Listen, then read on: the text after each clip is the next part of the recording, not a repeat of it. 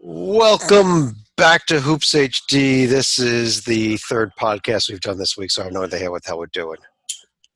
When are we starting? I don't know. Sleeka, I'm take not it over. ready. You're in All charge. Good evening, ladies and gentlemen, and welcome to Hoops HD Under the Radar. I am not your normal host, Chad Sherwood, but I am John I'm Salika. not Chad Sherwood either. He's doing good. Keep going. Yep. We got Chad Sherwood off to my left, and I've got David G. Puppet over to my right. So I think Chad, for a change, I have yet to see Chad introduce Under the Radar, what it means to be under the radar. What does it mean to be under the radar? It means not This to be was above not the radar. planned. None of it. None of this. What's it mean to be under the radar, Chad? What does it mean to be under the radar? It means when you're not on the radar. No. There are the five power conferences, the ACC, Big 10, Big 12, Pac-12, SEC, as well as five other conferences, the American Big East, Mountain West, West Coast, and the Atlantic 10 that all generally put multiple teams in the NCAA tournament each year, or at least their first place finisher looks like they'll be able to get in without an automatic bid. Those conferences we deal with on our Hoops HD report on Monday night. They are not under the radar. The other 22 leagues are all under the radar, with the one exception being that they're in the top 25. You're also not under the radar, but we don't have any teams in that category. No, I thought we might get one, but we didn't, and that team lost this week. We'll get to all of that, though. Right. Am I taking back over here, John, or are you going to keep running? Yep, you are now returned to the host. All right, I've returned to the host. What we do like to do in these under-the-radar shows when we go through these 22 conferences, we do go through them generally in alphabetical order, other than having a single feature conference at the top of our shows. And tonight, I don't think there was any doubt as to what conference we were going to do for our feature conference.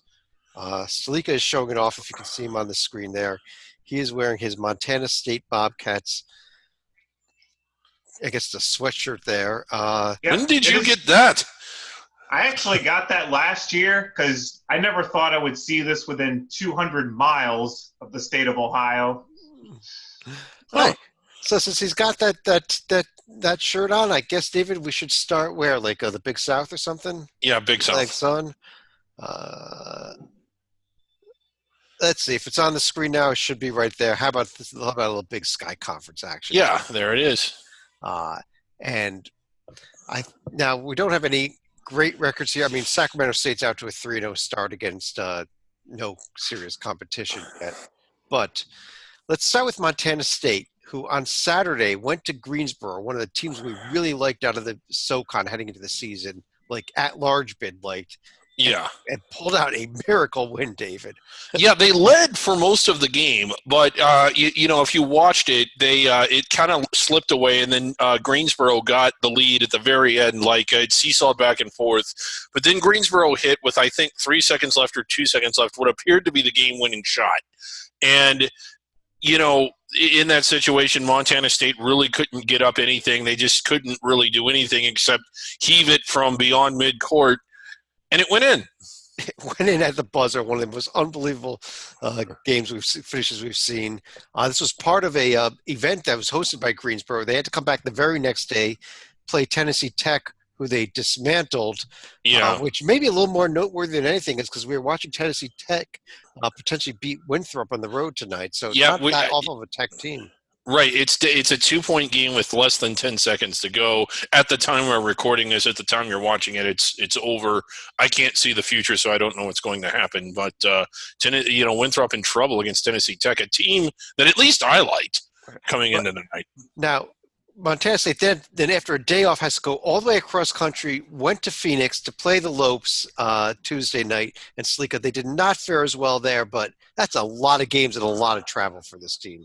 4 games in 5 days to be specific, so now the Bobcats at least get a well-deserved rest. Yeah, Friday night they beat Appalachian State on top of that, part of that event in Greensboro. So nice sweep and a nice win at the, I think it was the Spartan Invitational was the name of the event, if I recall. Yeah, I think it was. And the other thing, Chad, they opened the season with a game at Utah State, and they took them to the wall. Utah State not getting control of that game until really the final minute. I don't want to only talk about Montana State here, though, because I want to talk about basketball throughout the state of Montana because let's talk about what happened Monday night. I'll highlight it right here with the other team from Montana, the one that was in the NCAA tournament last year, one of the perennial powers in this conference, hosting NAIA Montana Tech Ore Diggers. We love the Ore Diggers. And they lose at home. Wow. A real improbable game. We knew Montana was down this year. I didn't think that any of us thought they were losing at home to NAIA teams down. I mean, that was kind of a shock. Our friend Lee Del Vecchio loves Montana Tech. I think he's going to go there now. We did a feature podcast involving NAIA over the summer, but Montana Tech was not one of the teams that was mentioned. So huge week for two teams for the state of Montana that are not the Grizzlies. So I don't think we've ever really discussed any Montana teams other than the Grizzlies in this podcast before. So congrats to Montana State. Congrats to the Ore Diggers. Yeah. Slick, anything else in this conference? Couple things, yeah. Okay, well, let me start with John, and then David, I'll throw it to you too. We have another team that's going to be near the top, and that's going to be Eastern Washington.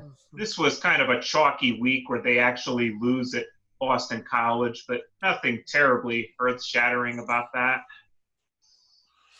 Yeah, David? Well, a couple, I think this was before last week. Southern Utah had the big game at BYU that they really had a chance to win. Could not pull it out. This is a former Centenary Award winner, so they've come a long way. I don't think they're going to finish at the top of the league, but they are much improved. And it's always kind of fun to see teams that are sort of building themselves up like that. I guess we should also give a shout out to Idaho here, who was a preseason team that we thought might be the worst team in D1. They did pick up a D1 victory on a neutral court over VMI on one port Friday night. May have disqualified them from the Centenary Award for the worst team in D1 already. After a pathetic preseason where they lost to two non-D1 teams. Right. If you want that Centenary Award, you just can't win games. Especially games away from home. Yeah. I have to give Idaho this, though. Losing in the closing seconds to literally tens of people in Little Rock, Arkansas. Yeah.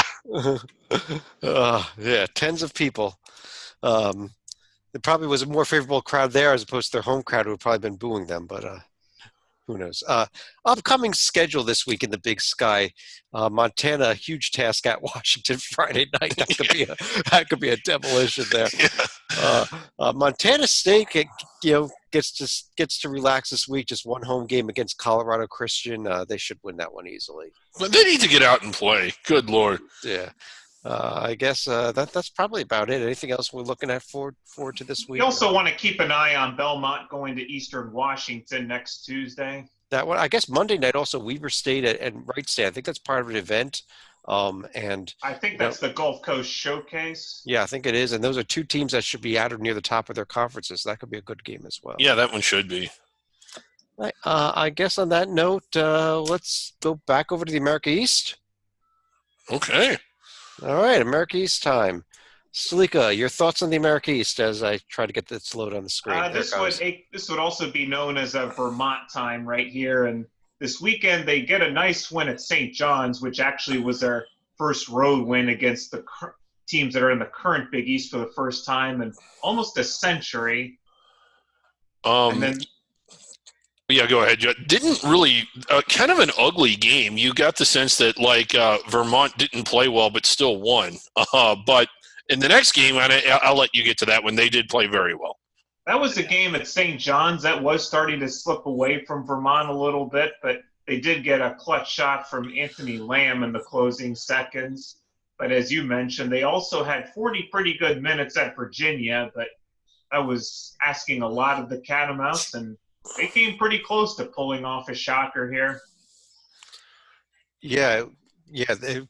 But this Vermont team really looking good. David, anybody else beside them that you're paying any attention to? I mean, if you look at least at metrics so far, that nobody's in their league.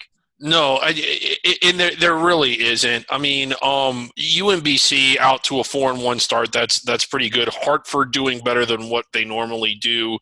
UMBC actually was in that game with LSU Tuesday night for about the first half, but Yeah. lost by 27. Yeah, but again, like UMBC kind of going to the pastry cart here, like only playing two D1 teams. Like Vermont is just in a class all by themselves. Everybody else is sub NIT. Vermont is maybe inside, on the bubble or inside the bubble. And if anybody beats Vermont this year, it would be a huge upset. Well, not a huge upset, but like the chances of them running the table are pretty high. Well, this week they play Central Connecticut. Is that part of an event? Might be. It's going to be a blasting. And then on Wednesday they got Gallaudet University, whatever. Gallaudet. I don't know what that is. Maine versus Maine Maritime on Sunday. Huge game for battle for bragging rights in the state of Maine. Sure. I'm trying here. Come on. Yeah. All right. Let's just move on to the Atlantic Sun. David, over in the A-Sun, we are looking at this Liberty team, and we want to talk about how much we like this Vermont team. I think the Liberty team is right there as well. Yeah, they are. No real tests yet, and so the fact that they're 5-0, At East Carolina, that's an American Power Conference team. No real tests yet. You could look at the fact that they are 5-0. But I think that this team is better. They're certainly better than – they're capable of beating teams that are a lot better than the ones that they've played. I think they showed that to us last year. No one else in the league really excites me. Lipscomb, I mean, God, you want to talk about going through growing pains. They actually didn't look awful in the game against a pretty good Belmont team last night, but 0-4 against Battle of the Boulevard out of the gate. And North Florida has had some moments, but again, similar to the America East, you have a possible NCAA tournament caliber team, and then you have a bunch of sub-NIT teams. I do want to give a quick shout out to Jacksonville, who had a 27 or so point halftime lead tonight against Western Carolina. As we record this, it's at the end of the second overtime. And Western Carolina is up 3, and looks like Jacksonville is going to do a real good job blowing that game at home. But all right. Salika, upcoming schedules here in the A-Sun. Liberty's got Morgan State on Friday. That is part of the event that they could end up facing Evansville in, correct? Yep, and then I'm also looking at games where Lipscomb, they're going to be going to Navy on Friday and also going to a sneaky Tennessee Tech team on Monday, who, as we noted earlier, giving Winthrop a lot of trouble tonight. Gave Winthrop that game. Over Tennessee Tech won at Winthrop tonight, so maybe Winthrop's not that good, but maybe Tennessee Tech is going to have something. We'll get to them in a few with the OVC. Let's keep things rolling right along here, and let's not talk about Big Sky because we already talked about them. So how about talking Big South? Salika, let me stick with you in the Big South Conference here, where I don't know what we really have to say now that Winthrop has that loss. It's not on the screen yet, but they do have one more loss. We're gonna start with Radford right here because they added to Northwestern's miseries because now the Wildcats have losses at home against Merrimack and Radford, but still found time to beat Providence in there somewhere. All right, and we seem to have lost the screen there for half a second, but it should be coming back. It should be back. Hackers have found Chad's email. Well, now we see we're getting the score updated. There you see it. We now have the score, 61-58. Tennessee Tech won at Winthrop. We just lost the screen. I got that on there. It's sort of a schizophrenic year for Winthrop. On the road, really good showing against Fresno State. Real, big win. Huge UTR caliber win at St. Mary's. And then they come home and lose to Tennessee Tech. I mean, it's just a little stupefying.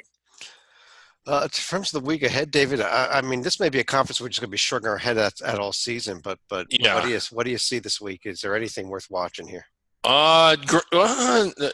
Okay, I almost said Greensboro at High Point, and then I realized that High Point isn't very good at all, and that Greensboro will probably dismantle them. Tubby Smith, I like him as a coach. He just can't seem to get it going there.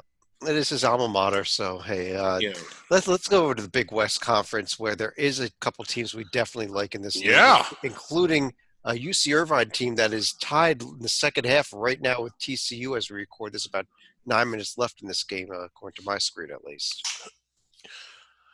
Yeah, and I need to do the same. I need to get that on my screen here. Let's Okay. do that here. Well, while he does that, Slika, we do have a lot of red in that right-hand column there. There were a lot of losses in this league this week.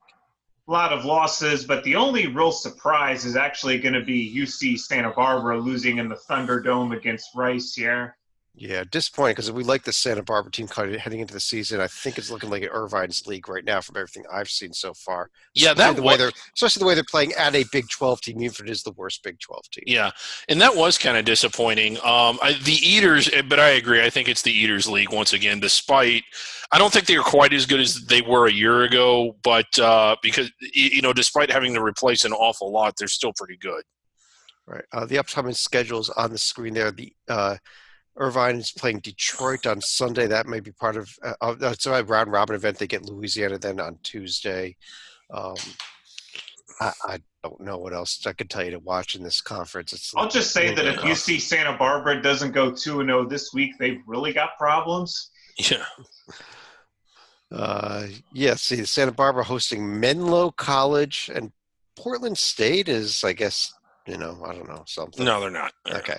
We've been through the Big Sky already. We did not mention Portland State. You're right. We did not mention them.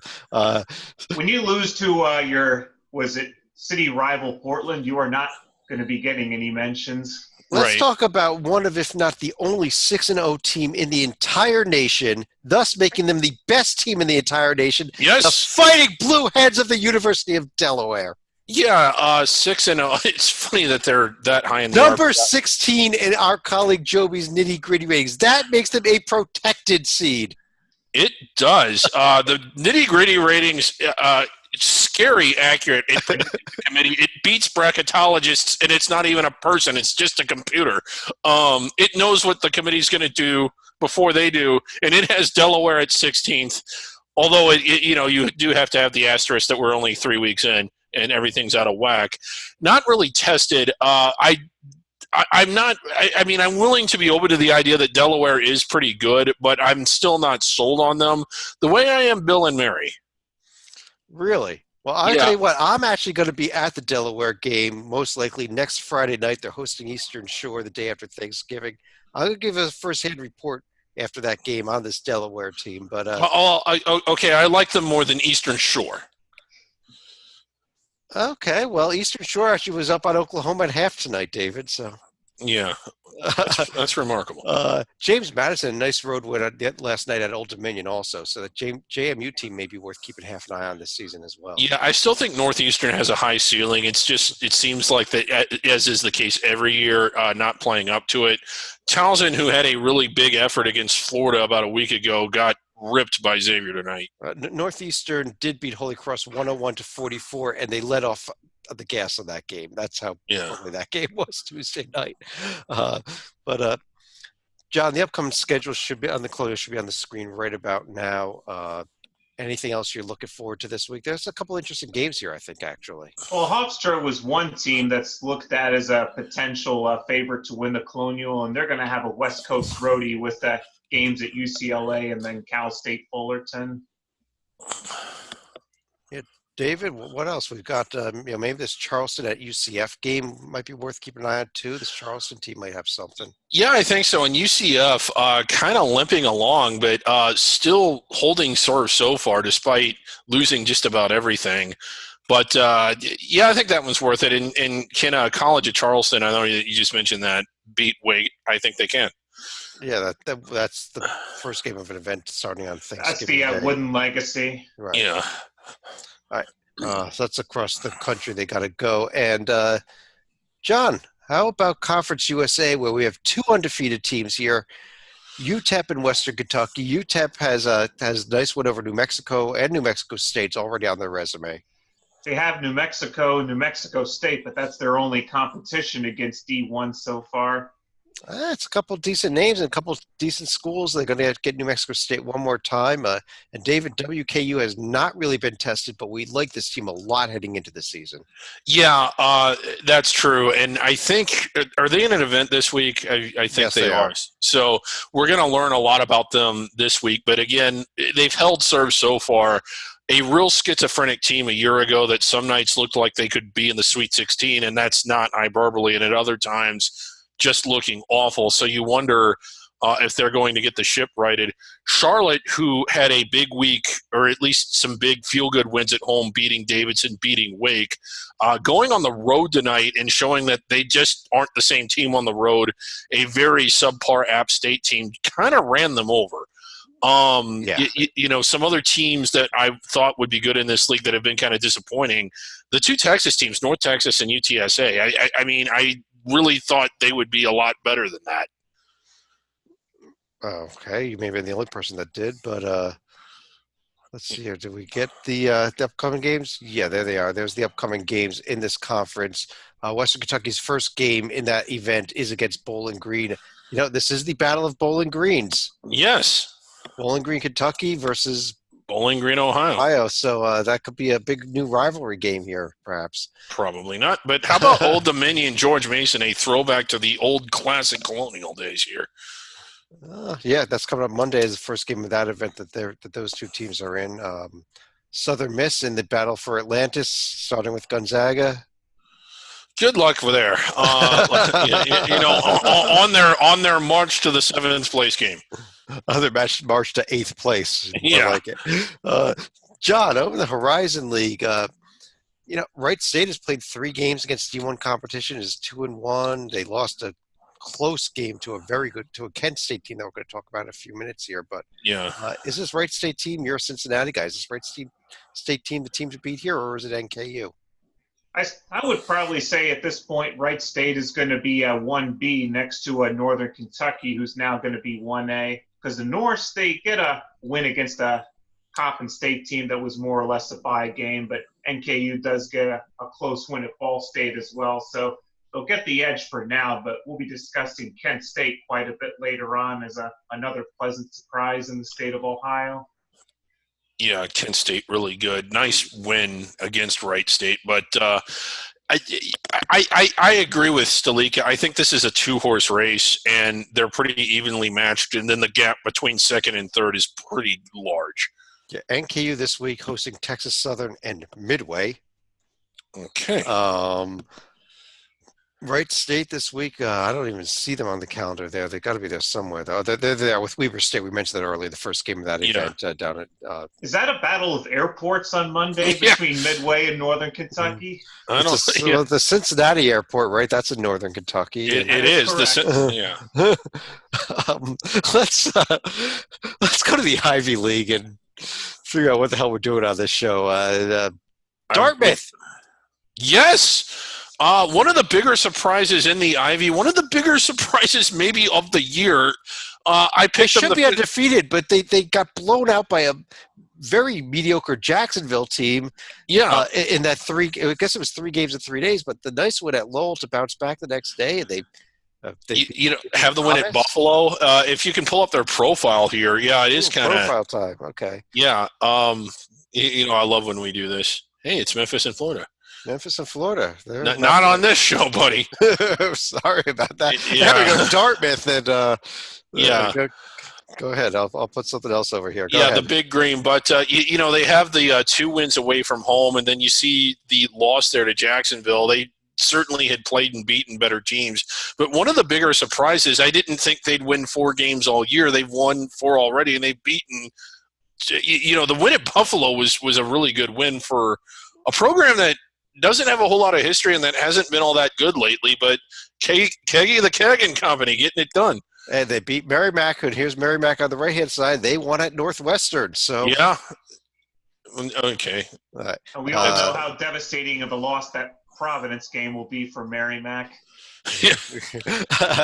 Upcoming week here, Dartmouth this week is going to be relaxing and taking it easy. They're not playing. Penn at Providence, though, we've got coming up. We got Arizona State at Princeton. Penn then playing UCF in the first round of the Wooden Legacy. Yeah.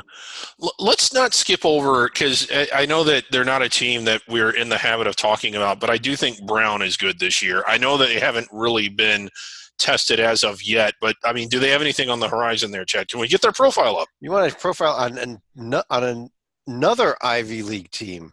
Yeah. We're doing double Ivy League profiles in November. This is in-depth analysis, Yeah. folks. Here's the Brown Bears. They beat Quinnipiac. They won at Bryant. They lost at Sacred Heart. They beat Canisius, and they've got NJIT on the horizon coming up in a couple days. Yeah, interesting game at UMass Lowell. They should be able to win that. Harvard was the team that we were super, super big on coming in. I know that we're not going to learn a lot about Brown as far as like where their ceiling is. I mean, that is, of course, unless they win at Duke or something like that. But what do you think of them based on what you've seen from them and what you've seen from Harvard? Is it crazy to think that maybe Brown can keep pace with them throughout league play? Yes, I think it is. I think Brown's a team that's played nobody and lost at Sacred Heart. Okay. Anyway. One game I did You asked me, I'll tell you the truth. Good. One game I did mean to highlight earlier. Princeton actually hosting Brown some Arizona props State on Tuesday. Chad just talking crap about him. Oh, sorry, John. No, that was a good filibuster puppet because I guess we don't care about Princeton. We don't care about Princeton. We don't care about Arizona State. We do care about the Metro Atlantic, just not this time of year where they Yeah. 2 wins all week, and conference has about 8 or 9 D1 wins on the season so far. And just a rough start here. Nothing of note. Everybody lost. Yale and Siena, a triple overtime game, but Yale did get the win last night. Yeah, this is a league that has produced teams that have landed on the bubble, inside the bubble, just missing the field. Monmouth a few years ago. What happened? Like, this is 15-16 Lionish for the second year in a row. Yeah, it's still a league I love, but it's but it's I guess Iona, they got Stetson in the game tomorrow night as part of an event that they're in round robin. They got Kennesaw. Oh, actually no, this Iona Stetson and the Iona Kennesaw games. This is the along with the Monmouth Kennesaw game and Monmouth Stetson game that on Saturday. These games play in Orlando. It's the Metro Atlantic Sun Challenge. It's a little modified round robin two-day event there, 4 teams. Okay. Which conference wins? Also keep an eye on a Big 3 matchup between St. Bonnie and Canisius up in Buffalo. Mm-hmm. Oh, yeah, the Big 4, you mean? Big 4. Yeah. Which one? Who'd you throw out? Buffalo or Niagara? Who'd you throw out? I'm thinking of the classic Big 3 between St. Bonnie, Canisius, and Niagara. So you threw out Buffalo. Yeah. Yeah. Well, Buffalo fans, his Twitter is @Jake. Speaking of Buffalo and speaking of the American Conference, let's go right there. But David, let's not talk Buffalo, though. Let's talk Kent State. Yeah, undefeated on the year, albeit against 2 non-D1 teams, but a real nice win at Wright State, especially by under the radar standards. Wright State might not lose, but maybe 1 or 2 more at home the rest of the way. That I think Kent's going to get a lot of credit for that. And this is a league that we thought, I think, would perform a little better than what it has. Bowling Green also looking pretty good at 1-1, I guess. But Kent State, of all the teams that were sort of big on in the preseason, only one that's really stepped up so far. Well, I don't know. Eastern Michigan has been walloping those non-D1 foes. So, yeah. I noticed that they won a game and their RPI went from 1 to 107. But also keep an eye on Danny Pippin for Kent State. He was the one that hit the game-winning 3 against Wright State with 3 seconds to play, and also hit a pivotal 3-pointer in their overtime win at Towson the previous week. Yeah. What about Akron? Who all? I know they're 3-1. I don't remember who all they've played. Let's pull up the profiles, Chad. Kent State, Akron. The wagon wheel rivalry. All right, here we go. Akron coming in on the left-hand side. Kent State coming up here on the right-hand side. And we can take a look and see that, there we go, Akron has beaten nobody of note. Okay. Yeah, not exactly. They did beat Malone. Yeah. If they win the next one, then they will have done something. Or at Louisville. Just a quick update. It's not on the screen there. Central Michigan is not undefeated anymore. They got blasted by Minnesota tonight, so they are 4-1 now. But they're going to get a chance coming up here in a couple days to play Trinity Christian to start winning again. Mm-hmm. Other games coming up. Akron, David, they're at Louisville. There you go. Yeah, if they win that one, they will have done something. Yes, they will have done a lot. Kent State, Ohio State coming up on Monday is first round of their event, I believe. If Kent State wins that one, they will have done a lot. A couple of shooting at the moon opportunities here for two of the better teams in the MAC. But again, it's really, really hard to hit the moon. It can be done. We've seen it before. But if one or both of those were to – I mean, if they were to pick up one of those, then suddenly you're talking solid at large caliber team. But that's hard to do. We already mentioned it once. I'll just quickly mention it again, though. Bowling Green, Western Kentucky on Friday. Really am looking forward to that game. Yeah. MEAC time. Oh, God. Let's see. We have 1, 2, 3. We have 4 D1 wins in this conference already, including huge Morgan State win at George Washington. A huge win in that it's the only D1 win for the MEAC this week. Yes. And that's the only D1 road win. But George Washington sucks. Yeah, they really do. Upcoming schedule for the MEAC. This is just get through this portion of the season. Yeah. Morgan State started with Liberty, getting Liberty here Friday night in the first round of their event. We mentioned that already. Right.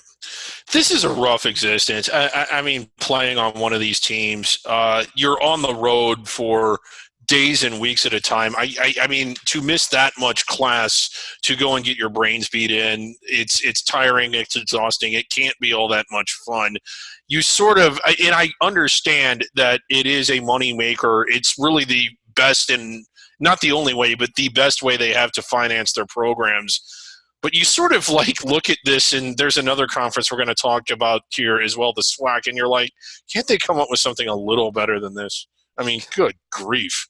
Well, John, let's pull ourselves out of the dregs of Metro Atlantic and MEAC type basketball. Move way up to the Missouri Valley Conference.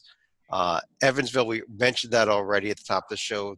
They did follow up the win at Kentucky with the home loss by 2 points to SMU. I guess they won a game between there, didn't they? They beat IU Kokomo or something like that. Yeah, IU Kokomo. A game that's not really going to count, but another team that's had kind of a hard luck week is going to be Missouri State. We got into it on the Hoops HD report where they had a bit of a hard luck loss at Xavier, given that they had a flopping call that went against them in the final minutes. And earlier today, they were very competitive against Miami, but were unable to pull out a win against the Hurricanes down in Charleston. Yeah, trailed by 18 in the second half. If you watch that game, got the lead down the 2 in the final minutes, but couldn't get the win. Probably not enough on there to. I mean, unless they run the table and win out or something like that, to warn it at large. But a really good team, along with Northern Iowa, along with Evansville, who might not be as good as we thought, but is still pretty good.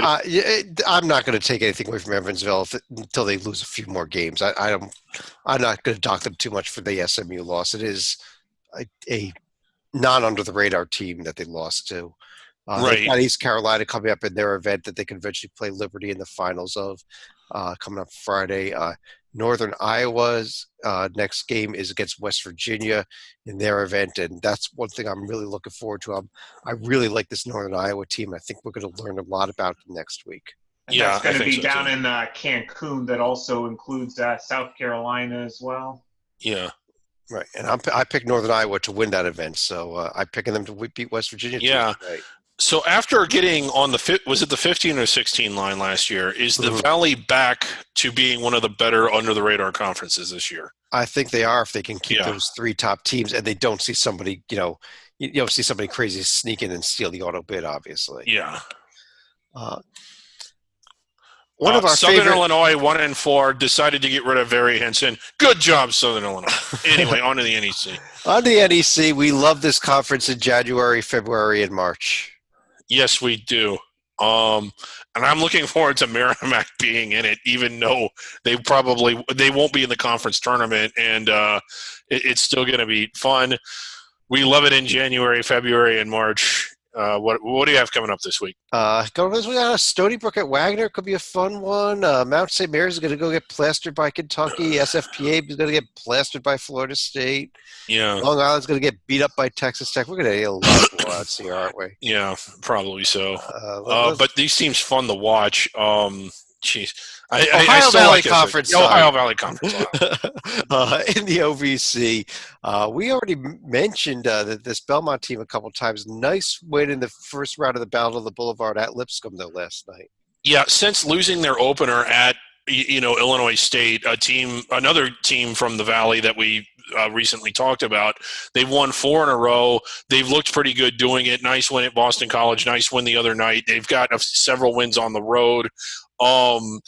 Again, I think that they're the class of the league. Murray State also good, but I'm once again big on this Belmont team, despite losing a player to the NBA, or not to the NBA, but despite losing an NBA caliber player who's in the NBA and having to rebuild and losing their coach. I think this is a really good Belmont team. They didn't lose him. What I meant to say was he graduated and is now in the NBA, no longer on the team. He didn't quit and go to the NBA. They lost an NBA caliber player who was in the NBA. Got it. Stalika. One other team. I hate Chad. Why is Chad here? Morehead State did pick up their first loss of the season at Mizzou. They've got another big test coming up at Butler Friday night. A few other tests coming up here. Belmont at St. Louis, Jacksonville State at Purdue. Do you see any upsets coming out of this league? I guess is more of the question here. I don't know about upsets, but I'll be curious to see how Morehead does when they go back to their weight class next Tuesday when they go to William and Mary. That could be a good one. Circle that game, yeah. Yeah, that should. How about that Belmont at St. Louis game? I'm looking forward to that one. Go ahead, John. I got nothing. You got nothing? How about telling us about the Patriot League then? Patriot League, well, we've already covered one notable result where Holy Cross absolutely got dump trucked by a fellow Massachusetts school, Northeastern. But other than that, a lot of men this conference in November because we're still in a pledge drive portion of the schedule. Lafayette, though, a nice home win over Penn, who already won at Alabama. So, maybe Lafayette might have something this year. Maybe so, yeah. We'll see. It could have just been whatever game, but Army beating Fairleigh Dickinson. Here's our upcoming schedule: Bucknell's at Syracuse, Harvard at Holy Cross. Should we move on? Yeah, probably so. All right, David, SoCon time. Let's get SoCon. All right, little bit of disappointment. Not that there's any shame in losing at Alabama, but I really thought Furman was good enough to where not only it was a game they could have won, it was a game they should have won if they're a team that really should be inside the bubble. Went down there, they kind of seesaw back and forth. They had a lead in the second half, but Alabama pulling it out at the end. East Tennessee State just couldn't get it done at Kansas. What the hell is wrong with East Tennessee State? Slika, I know you want to address the game I highlighted. I thought you were going to highlight South Florida finally beating Wofford, but I think we also have to discuss VMI taking down the whole religion of Christendom. 96-20. I mean, they destroyed them. They destroyed Christians. I mean, the Lions were more merciful than that. Here's our upcoming schedule here. Is that some early conference games there? I see VMI at Greensboro. That might be an early conference game. It's a conference game, unless there's a mistake. Maybe there's an early conference game. Who knows? Yeah.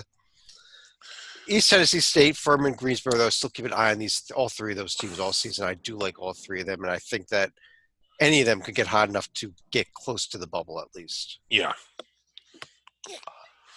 Southland Conference, where Stephen F. Austin finally suffered a loss to the mighty Scarlet Knights of Rutgers.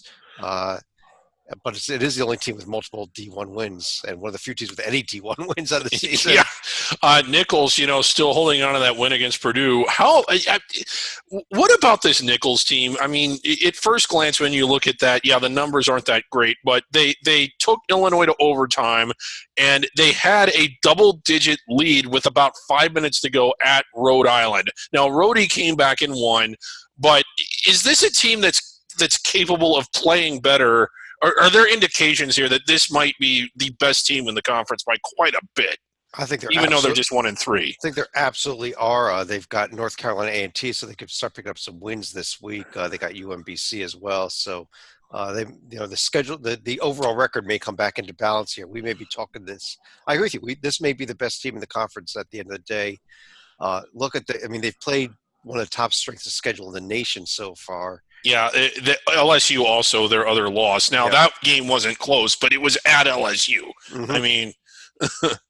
I would also invite New Orleans to take a nice screenshot of their strength of schedule at number 4, but that's going to take a little bit of a dip with their game at Hawaii on Sunday. Yep. John, the Southwestern Athletic Conference, we do have one D1 win on the season, and that's it. Oh, wow. But we have a nice win by Alcorn State against one of our under-the-radar favorites, Our Lady of the Lake. Our Lady of the Lake. This is a conference that's cashing a lot of paychecks this time of year. They said they have wins. There's a couple of home games that are thrown in here now and then by these teams, like Monday night's Champion Baptist at Pine Bluff game. But other than that, you're just going to see a lot more losses here. I really don't know that I see a win. Although I guess maybe Texas Southern at Montana could be one worth circling.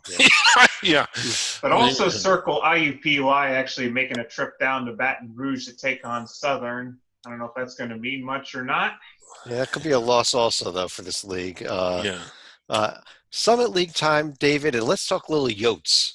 Yeah, how about the Yotes? Out to a 5-0 start, 3 of those wins out in Hawaii. Love what I'm seeing out of them so far. I think they weren't really – they were one of the preseason favorites. They're certainly looking at, and how good are they? I mean, they look pretty good to me. I'm very high on this team so far. We also saw this win. This team go get a Power 5 conference win tonight. Omaha went out and won at Wazoo in a hostile environment in front of all 5 hostile fans there. Yeah. All 5 were there tonight. Yes, all 5. All 5 of them were there tonight. All 5 Wazoo fans were there tonight. South Dakota, huge test Friday night at Arkansas. Possibly winnable, though. It is winnable. I mean, I'm not going to pick them to win, but that is a winnable game. They're good, and they can absolutely win it. That's definitely a game I'm going to be watching. John, anything else you're circling in this league coming up this week? We can also circle South Dakota getting to spend Thanksgiving Eve in Riverside, taking on Cal Baptist. Yeah. All right. Let's see what they do there. Battle of Riverside. I still haven't recovered from last year's. John, in the Sun Belt Conference, we've got a 5-1 start by Arkansas State. A lot of there's a mixture of red. I mean, I'm not certain what I've seen much out of this conference, but other than let's talk about what happened tonight in Myrtle Beach, where Coastal Carolina absolutely dismantled. Yeah, this was starting to look like the Pac-12 of last year, where Washington State not only loses at home to Omaha, but Utah gets dump trucked at Coastal's gym. Yeah, that was ridiculous. I mean, I would have been surprised at Coastal won, even though it was on their home floor, but they just blasted them. Right, and it was a home game, and but still, the score was ridiculous. Coastal now, I believe, gets Baylor tomorrow, if I'm correct. Yeah, I think that's right. That game is not on the screen yet because I didn't have that locked in yet, but I believe they're playing – I could be wrong on this, but I believe they're playing Baylor in the second round tomorrow. So keep an eye on that.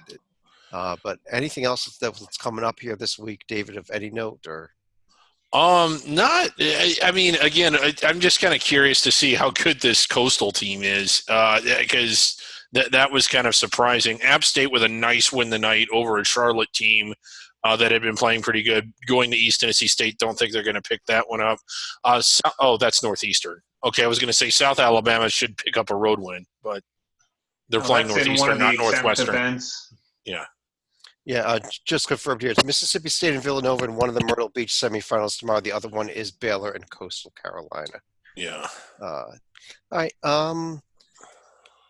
Let's finish things off in the Western Athletic Conference. And it really is going to finish things off here for us. I guess we should talk a bit about the Lopes after the loss to the non-D1 Davenport. They now do have two D1 wins with the wins over Montana State and Pine Bluff. Yeah, Pine Bluff, nothing to get overly excited about there, but a nice win over Montana State, a team that had played real good, albeit they were probably out of gas by the time the Lopes got them. But Lopes looking about in that game the way that we expected them to look, not at all like they did in their first three games. New Mexico State tonight, at the time we're recording this, they have I think a 2-point lead at the half over rival New Mexico, out to a slow start, largely probably entirely, not just largely due to their injury situation. Utah Valley went into Kentucky and got some punches in, but couldn't quite get over the top though. But then they went to UAB and picked up a road win there. So yeah, not that bad. There's a little bit of life out of Utah Valley, but when New Mexico State gets healthy, I think they run away with this conference. But when I look at those results for Utah Valley, I just want to know, how the hell are you losing at Denver? Yeah, I mean, I guess they've gotten a lot better. I got to go back to these scores. I got to give a little bit of a shout out here to the Kansas City Roos.